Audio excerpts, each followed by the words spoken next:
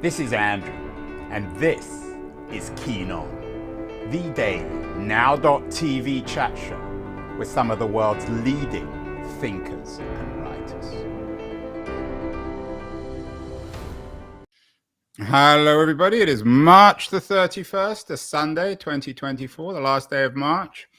Easter Sunday, but we broadcast every day of the year. I told my wife I was doing a show on Easter Sunday. She said, what kind of people are available for interviews on an Easter Sunday? Well, I found someone, a young woman called, maybe not so young, but certainly younger than I am, Becca Rothfeld, the book critic of the Washington Post, one of the young literary lions, or lionesses at least, of the East Coast. She is the woman, at least according to her Substack series of essays, who's helping put the id back in yid, which probably explains why she's available on Easter Sunday. She has a new book out, All Things Are Too Small, Essays in Praise of Excess. And I thought it might be interesting to begin with Becca talking, given it's Easter Sunday, about the Bible. We did a show earlier this week with the biblical historian Candida Moss, God's Ghostwriters, Enslaved Christians and the Making of the Bible, which is an interesting thesis from Moss, that the Bible was written by many people, including slaves. And in Becca's thesis on size, she talks about books never being big enough. She writes, books can be big, most of the best ones are, yet even the most encyclopedic affairs are too small to encompass the whole of the world's wild machinery. Becca, is the Bible an attempt to write a big book, do you think, even if there's some dispute about its authors who actually wrote it? I think so. I mean, I think that the Bible might be the first encyclopedic book in the tradition of books like Moby Dick or Berlin Alexander plots. It does seem to be an attempt to encompass everything. But sort of by its own admission, the Bible encourages people to strive for something beyond the world. And so that's kind of the guiding idea of the book, is that we're always going to want more here on earth. Even though I am obviously a very Jewish person, putting the id back in yid comes from Philip Roth's Portnoy's Complaint, one of my favorite books and an extremely Jewish book. I think this is a yearning perhaps common to all religions. And it's something in the Christian religion that appeals to me also, is that there's a yearning for more than we could ever have on earth, hence the promise of heaven. I think that's even in the Bible, local scholar. It's interesting you bring up Roth. We've done lots of shows on him. We even did a show on a festival, literary festival, about Roth earlier this year in Newark, New Jersey. Are you a revisionist? I mean, I'm not sure if you write explicitly about Roth in the book itself, in the collection of essays, but are you suggesting that his focus on size is a good one, and that we shouldn't be too critical of his literary ambition? I don't write about Roth in the book, and I don't know that I would say that he focuses on size, but I do enjoy his sort of voracious appetites. I mean, as particularly in Portnoy's Complaint, obviously the protagonist of that book is very voracious sexually, and that's something that I appreciate. And the prose is really beautiful and maximalist. I don't think that Roth's ambition is the part that we need to be a revisionist about. If we were going to be revisionists about anything, it would probably be his sexism, but I think that his sexism is compatible with his literary genius. That's never really been a tension that bothered me too much. And I don't think that his character sexism is glorified in the books. Characters like Portnoy, I don't think are made to look like particularly good people. But I do think that is a book that is very much in Portnoy's Complaint. That is very much in the spirit of my book, and that it's an excessive and hungry and maximalist book. The form of the book is excessive. There's lots of ranting and long sentences. Let's put the id back in yid. Maybe the best line in the book is capitalized, if I recall correctly. So that delights me. It's an American book, or perhaps you're an American writer, just as Rawls was, of course. You have this description in one of the essays, which was published in the New Yorker. You write, I once saw a man in a restaurant finish his pasta, order the same dish again, eat it, then order and finish it a third time. His was the sanest response to his predicament. Are you suggesting that there's a rationality to excessive appetite? It reminds me almost of that scene in Monty Python, where the man kept on eating and ordering and then popped. Yeah, there's an amazing scene in Buddenbrooks, Thomas Mann's first book, which I think is underappreciated because I've never seen anyone discuss this particular scene. The book is not underappreciated, but this scene is, where one of the characters, in his senility, he's old, he eats himself to death. He buys a ton of cakes and basically eats himself to death. And I think that there's something beautiful about that. But I do think that it's rational. And maybe this goes back to what I was saying about the Bible. I do think that the human predicament is one of feeling acutely and suffering from our finitude. We understand that our lives are finite in terms of time, in terms of what we're able to do, in terms of what we're able to have. So I do think that it's rational to strive for more. That might be one reason why maybe it's rational to be religious in some senses, and that it is rational to want more than you could ever have within the confines of your finite life. Perhaps also rational for that man to order 3 plates of pasta, although I'm not sure. Yeah, well, we'll have to watch that man in the restaurant. In collections of essays, Becca, you know this as a book reviewer, you're always looking for messages, for broader arguments, meta themes. Is one in this book an attack on Puritanism, on restraint? I think that is the guiding theme of the book. I think it's also a bunch of essays in praise of excess is the subtitle. It's essays in praise of excess, but I think that they really are essays in praise of gratuity, essays in praise of having more than you need, more than is just required for subsistence. And I think that a lot of strains of what I would call contemporary Puritanism of different kinds, and I discuss several kinds in the book, are anti-gratuity. They say that you should only have what you need in terms of both physical possessions, in terms of emotional attachments. And I think that is a recipe for an impoverished life. It's the Marie Kondo school, the Christine Ember school. We'll get to both of those characters who you're not great fans of later. The philosopher, you were a philosophy student at Harvard, and as you suggest, you still might be one day. Do you think the philosophers, or certainly the Puritan philosophers, got it wrong? That restraint reflects weakness rather than strength, and that the real strength, and maybe there's a Nietzschean element here, is excess, is the satisfaction of appetite? I'm not sure that I would say that it's a matter of strength, but rather a matter of expressing one's humanity. I mean, I think that Puritanism reflects a confusion about what humanity consists in. I think that what makes us human in general and what makes us the particular people we are is various kinds of accumulation. And I don't just mean accumulation of physical possessions, although that is one way that I think you become the person you are. Not necessarily commodities, but accumulation of heirlooms from your family, works of art, letters from loved ones, cards from your friends on your birthday, but accumulations of attachments and encumberments and relationships. I think these are the things that make us people. So that's what I think that Puritanism is confused about. Puritanism of various kinds. Marie Kondo's minimalism and Puritanism about sexual relations as well, I think are confused about the human aspect of these activities of accumulation and eroticism.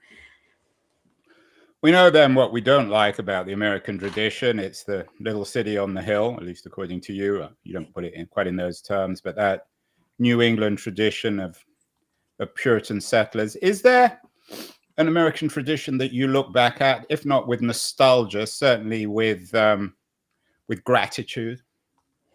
I mean, I think that America is such an enormous and diverse country that there surely are some, and there surely are some that I'm not even familiar with. I'm an East Coastal Jew, so my frame of reference is pretty limited.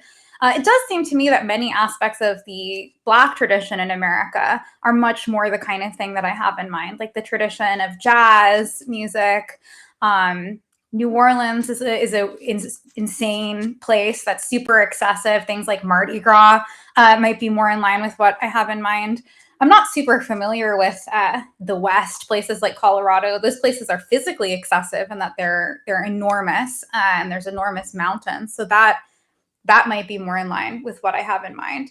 There certainly are also, there's an American literary tradition of writing really long encyclopedic novels. I mentioned Moby Dick before. Other entries in this genre might include Infinite Jest or the books of William Gaddis. Those are books that are excessive in the way that I envision, although they certainly also have European and particularly German language antecedents, stuff like Berlin Alexanderplatz and The Man Without Qualities. Yeah, you keep on bringing up these Central European Man Without Qualities, the Buddenbrooks. What about American writers? I mean, I think that this is perhaps a matter of personal preference. I certainly don't want to go on the record saying that I think the American tradition is worse than the German language. You can say it, Rebecca. I don't mind. I'm not sure that I think it. It's just I've always been personally more attracted to the European tradition and particularly the German one. German philosophy was one of the things that I focused on when I was getting my PhD at Harvard. I didn't finish my PhD, but when I was working towards my PhD at Harvard, I was always really attracted to these giant works of systematic philosophy, stuff like Hegel, Heidegger's Being and Time, Phenomenology of Spirit. In the French tradition, stuff like Being and Nothingness. Maybe those are kind of the philosophical analog of these encyclopedic books that I have in mind, these big systemic tomes that are an attempt to grapple with everything. So that's kind of my preferred tradition, I suppose. Although, of course, there are plenty of American examples. It's just the German tradition that I gravitate towards for whatever reason. Are there some negative models of alternatives to Puritanism? Of course, in the American context, there's the experience of slavery in the American South where excess was celebrated, but of course it was excess built off other people's labor. How does the Southern tradition in literary, philosophical, and political terms fit into your argument? That's a good question. I haven't thought about that much. I mean, I will say that makes me think of Faulkner, who I do think writes excessively in much the way that I envision. I mean, he's such a luscious prose stylist, and he's one of my favorite American authors. And there are other people like Flannery O'Connor, people from the South that I admire, although I'm not an expert or connoisseur of the Southern tradition. But certainly there are negative kinds of excess. The book is not an argument in favor of every kind of excess. It's a book in favor of gratuity in particular, as I said.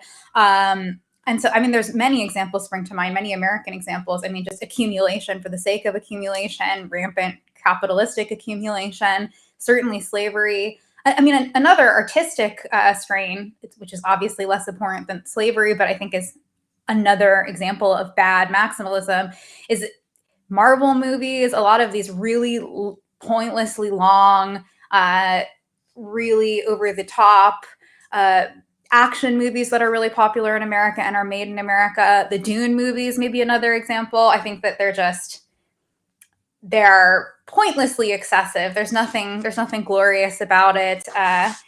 It's just flashy and empty. So that's another example of a gratuitously, in the bad way, maximalist American tradition. I could probably think of others too.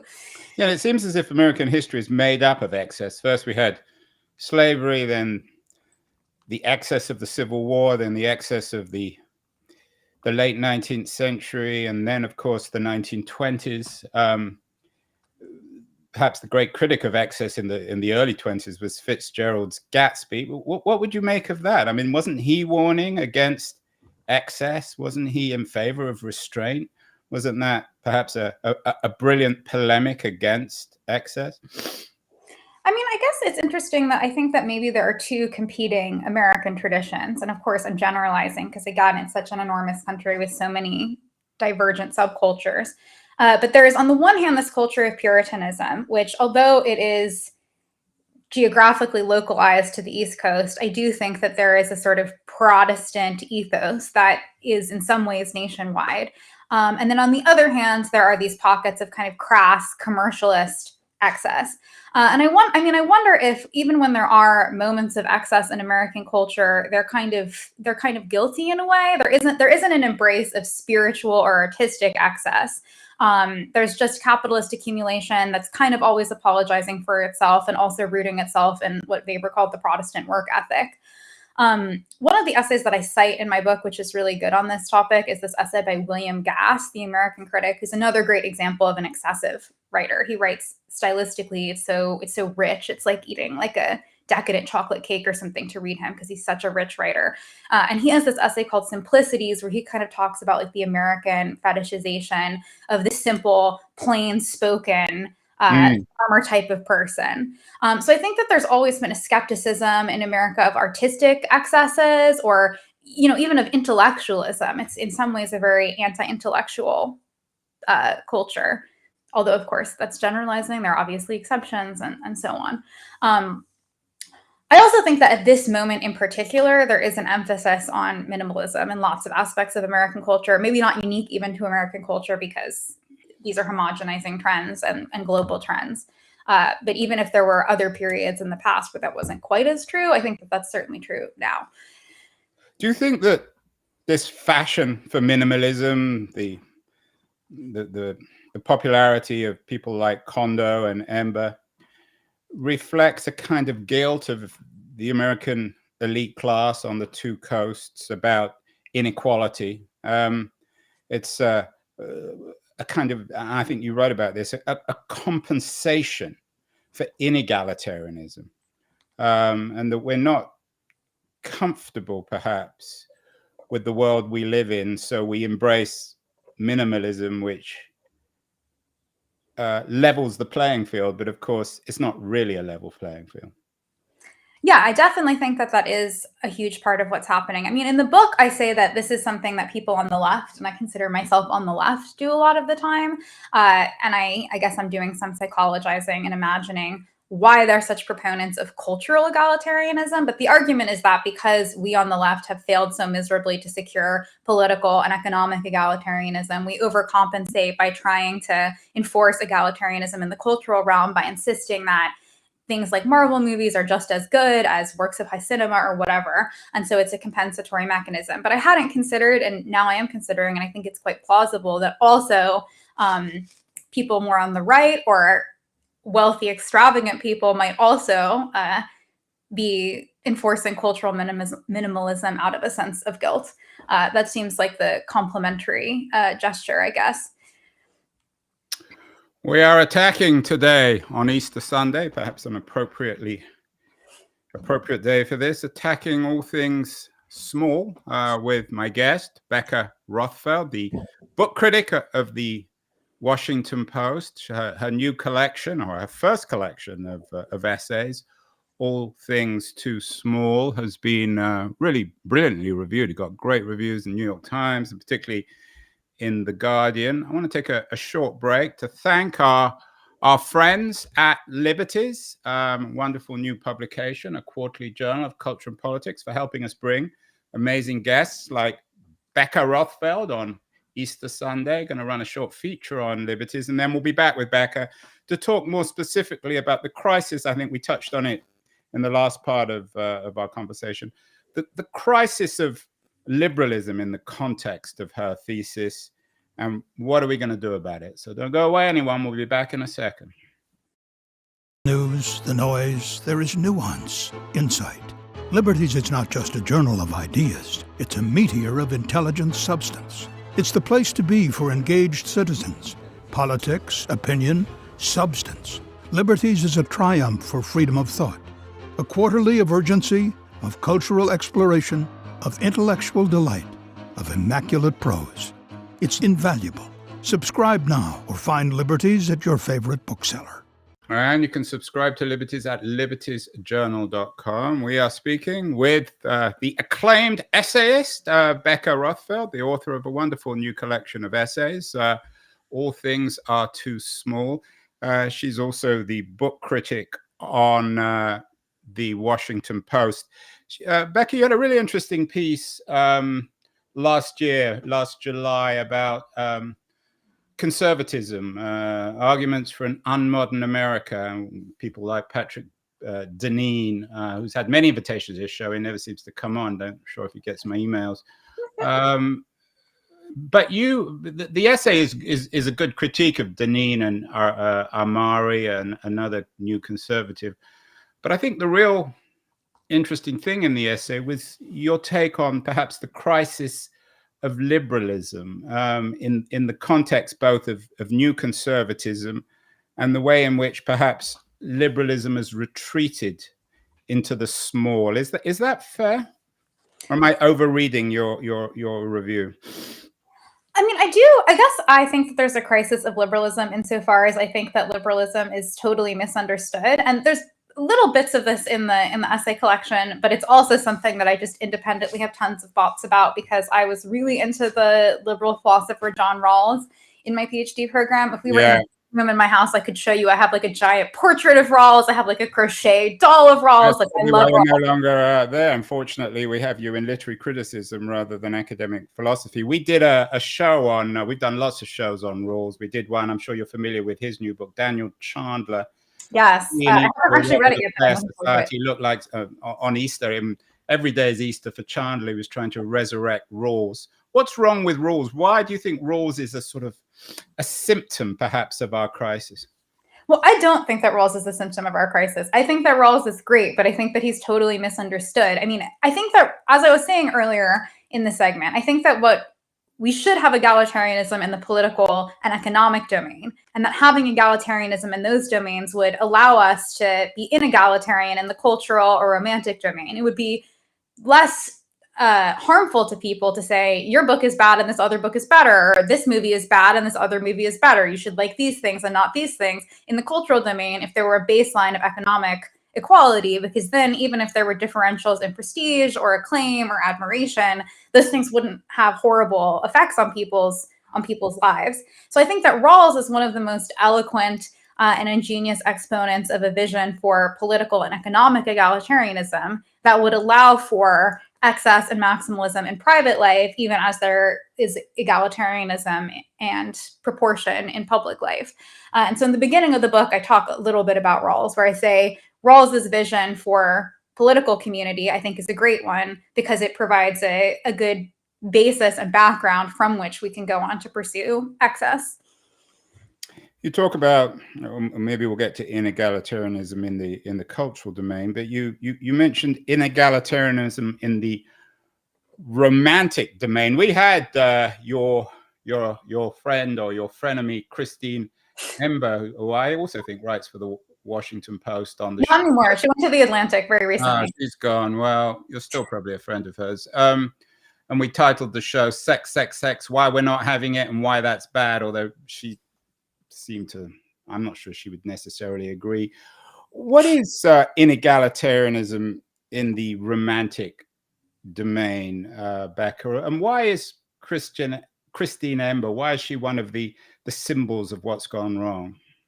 Well, one aspect that I think is separate from Emba's arguments, which I'll get to in a second, is just that obviously the romantic domain and just the interpersonal domain is one of inequality because we prefer people over others. I think that that's at the core of what love is, at least for humans. I hate to say that on Easter because I know that Christian love, agape, which I might be pronouncing. You're allowed to do it on Easter. My wife's not here, or I should cut you off. Yeah, this is one of the privileges of being a Jew, is that you can say things like this. We Jews can broadcast on Easter. Nobody else can. That's true. One of our many benefits. But yeah, so preferring one person over another is one way in which love and friendship are just inegalitarian enterprises. My critique of Emba is a critique of maybe a different aspect. It's a critique of the attempt to render all sexual activity kind of utilitarian or instrumentalize it. So this returns to the stuff I was saying about gratuity. I think that sex is surprising and it's delightful. It's like art. It's something that we don't necessarily need to do, but that we can enjoy, and it humanizes us because it's something that we choose to do. Whereas I think that Christine Emba and other critics of the sexual revolution often think that sex should be for something else. It's a means to the end of something else. Some people think it's a means to the end of procreation, and that's all it should be. I don't think that Emba who is my friend, but she knows that I disagree with her about this. She doesn't say that explicitly in her book, but she does sort of imply that it is a means to the end of affecting romantic connection of some kind, that there's no other reason why you should have sex. She also thinks that sex should be very safe and comfortable, that if you are surprised during sex or transformed during sex or unsettled during sex, something has gone wrong. Whereas I argue in multiple essays in the book that the erotic is a domain of surprise, and that's what it should be. You should be surprised by the singularity of another person, and you should be surprised by the way that they can have transformative effects on you. So I don't think that the end goal of sexual ethics is to render sex safe and sanitary. And she's one of several people that I criticize. I think that there's a tradition of there's an emerging tradition of right and center-right commentators who think that what we need to be doing is making the sexual domain as safe as possible. This is an interesting point of convergence, I think, between some people on the left and some people on the right. Yeah, and you had an interesting review of Judith Butler, who you were, it sounded ambivalent about. And for you, all good sex is body horror. Is sex for you the new? Speaking on Easter, Becca, is sex the new religion or your religion? I don't think sex is my religion. I guess I think that maybe literature is more my religion than sex. But I think actually I get similar things from both of them, which is an encounter with someone outside of myself. There's a really great Iris Murdoch quote, which I'm probably going to mangle from memory, but it's something like, love is the very difficult realization that something other than the self exists. And I think that that is what sex at its best is, and also what literature at its best is. So maybe jolting encounters with something outside of the self is my religion, and that could include actual traditional religion as well. Is there an irony, Becca? I'm sure I'm not the first person to ask you this on a book, a collection of essays, and it's a smallish book, essays in praise of excess. Shouldn't you have written the next American novel? Shouldn't this be a 600-page style book? Can you praise excess in few words? Yeah, well, so two things. First is that many of the essays are actually quite long for essays. Like the longest essay in the book, I believe, is 20,000 words, which is like almost a novella length or something. And a lot of them, about half of the essays numerically were previously published in other publications, but then I think 5 or 6 of them are new essays. And because I didn't have any word limit, they weren't for magazines. Almost all of those are like 10,000 plus words. So they're quite long for essays, even though the overall book is small. But the second point is that I think that the kind of maximalism I'm in praise of is not just length for length's sake. It's gratuity. It's more than you need. And so I was on another podcast talking about the book, and we were talking about short stories on that podcast. And I was saying that, like, I think that there are lots of short stories that are quite short in length. Some of them even almost aphoristic, like some stories of Kafka's are almost aphoristic, and nonetheless are maximalist in this sense. And there's different ways of being maximalist. Like some of Kafka's stories gesture at kind of nightmarish architectural structures that go on infinitely. And that's a way of being maximalist, even in a short story that's like 200 words or something. You've written some interesting stuff on men too. Who hasn't? I saw a piece about the so-called crisis of men in crisis on your Substack. Men in crisis. I'm not sure how ironic or otherwise you were in this. We've done lots of shows on the supposed crisis of men, when with Richard Reeves, who's at Brookings, whose new book he's serious about the crisis of men, is very successful and controversial. How important is sexual and gendered politics? You just wrote an interesting piece on Judith Butler as well. How important is the politics of gender and of men and women in the 2020s in this collection of essays? I guess it is and it isn't. I mean, it's something I've written about a lot, not in the book. Like I wrote a review of Josh Hawley, the horrible American politician, horrible super right-wing American politician. He had a book about masculinity that I think is called Manliness. So I wrote a negative, obviously, review of that book. I had a debate actually with Christine Emba, and there's a podcast, I think, of the debate. Yeah, from I saw that. It's from the Aspen Festival. Yeah. We did a live event in DC where we were debating whether there's a crisis of masculinity, and I'm skeptical that there is a crisis of masculinity. So I don't tackle that explicitly in this book, but I do talk about, I guess, multiplicity and the desire for multiplicity, the desire to have more than oneself, or the way in which different kinds of transformative encounters can jolt and thereby change you, not just sexual encounters, but encounters with art and encounters with unexpected things of all kinds. And so I think that is relevant to my conception of what is so stifling about traditional ways of understanding gender, even though that's not something I explicitly say in the book. Maybe if you read a wider sample of my work, you could see that the relationship is that I think that the traditional binary conceptions of gender are quite stifling because they don't allow people to embrace a multiplicity of ways of being in the world. And so that's maybe a connection between my commitment to excess and my distaste for the gender binary as it has been traditionally conceived. Becca, what should the America of your kind of excess look like? All too often on this show, I have progressives who come on and do the standard critique of America, and I say, well, that's all very well. What should America look like? And they always come back to the same thing. They want America to look like Denmark, tidy, neat, maybe the Marie Kondo of political cultural systems. Can America be large and good in the context of the ideas you're putting together in this narrative? And what does it look like? So one thing I would say is that I don't know if Denmark is so tidy. I mean, there's like Kierkegaard, they have a good Well, they leave their bicycles in the street, right? Yes. So, I mean, I guess one thing that I can say is that I think that there's a principled reason why I can't give a great answer. And that's because part of my commitment is to allowing yourself to be surprised or shocked even.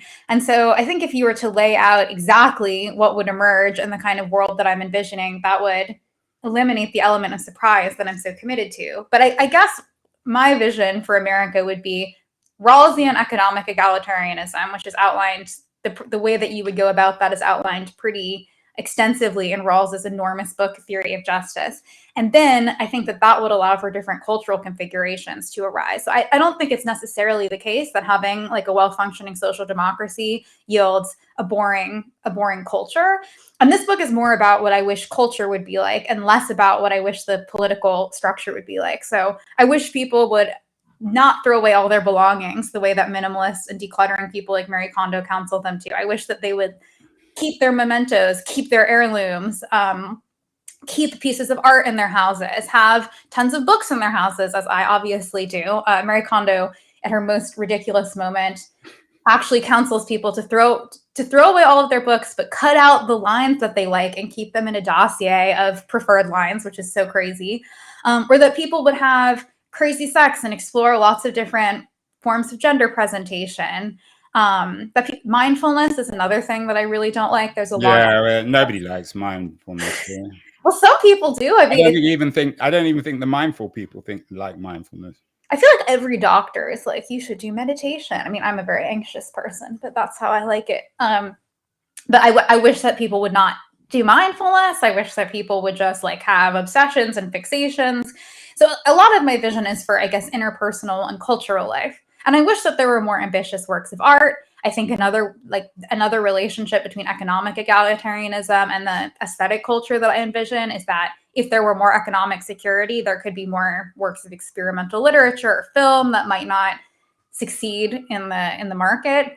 I mean, there are obviously independent publishers who are doing the kind of thing I have in mind, like in America, New Directions and New York Review Classics are two really good ones. But like, I wish that there were more books like The Recognitions by William Gaddis, like being written now, instead of all these like fragment novels that are 200 pages. You mentioned you're an anxious person. We seem to live in the age of anxiety. What is the connection, if there is one, between this fashion for minimalism, for decluttering one's life, and anxiety? Do you think if we could burst again as people in terms of our sense of our own narratives, we might be able to overcome the anxiety that seems to have gripped many people in America? Yeah, I'm not sure that maximalism of the kind that I recommend is a recipe for emotional stability exactly, but I do think a lot of the existential dread and anxiety that people feel comes from a sense of, and I'm just speculating wildly. I mean, this is an empirical question, as my husband, a sociologist, would say, you need to go survey people or whatever. But my wild speculative theory is that maybe people feel so much anxiety because they don't feel really embedded in the communities that they're in or where they are. And I think a lot of these minimalist trends that I critique in the book, one thing that they have in common is that they envision people as isolated units who could go anywhere in the world, excuse me, at any time. That's in fact quite explicitly in a lot of the decluttering guides, and I read like 20 or 30 of them for the book or something. They say that one advantage of decluttering your house is that you can just pick up and go anywhere, anytime. Or the mindfulness people say, like, one advantage of being able to live your life mindfully is that any place that you are, you can kind of detach from it and go into this safe mental zone where you're just taking stock of what you're perceiving and you're not judging it. Both of these things seem to me like recipes for detachment and dispassion, not a recipe for embedding yourself in your life and feeling unalienated from what you're doing, which of course exposes you to other kinds of emotional pain. Like if you're attached to things, you can be upset when they die or when they leave you. But I think that is a proper part of the human tradition. And so I think that people are kind of being encouraged to shed their humanity. And so that is one source of anxiety. Do you think we should declutter? Or, I mean, is your critique of Marie Kondo's decluttering, is it also go as far as the idea that we shouldn't declutter our own narratives? That when the older we become, the fuller we become, like that fellow in, I think it's a man in the New York restaurant who keeps on ordering pasta. The older we become, the fuller we become, the more we eat, and the more, if not satisfied, interesting we become. Yeah, I think that that's right. And I mean, one particular thing that Marie Kondo recommends is kind of that you get rid of tokens of old memories or old experiences. Like she explicitly counsels you to get rid of like old love letters or mementos from high school or something. There's one episode of her TV show, which I also watched for this, where someone's husband has died and she's basically encouraging the woman to get rid of all of his stuff, which I'm not saying that you should never throw anything away, that you should keep everything in your life, but I do think that these physical things, which are not commodities, not things that you can buy, are emblems of experiences that you've had. And those experiences are what make you the person that you are, as opposed to just an interchangeable blob who could go anywhere at any time. And so I do think that as you accumulate love letters, birthday cards, mementos, other physical manifestations of past experiences that you've had, that's how you are individuated from other people. And that's a good thing. Final question, Becca. You're obviously very critical of Marie Kondo's utilitarianism. For her, I think the purpose of life is tidiness. What is the purpose of life for you, Becca Rothfeld, finally on this Easter Sunday, this day of supposed resurrection?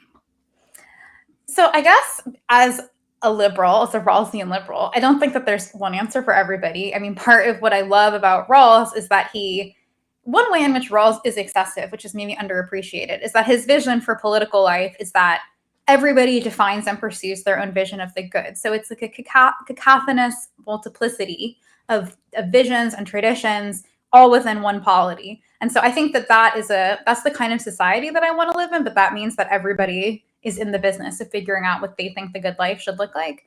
My good life looks like reading lots of books, and so that's what I do.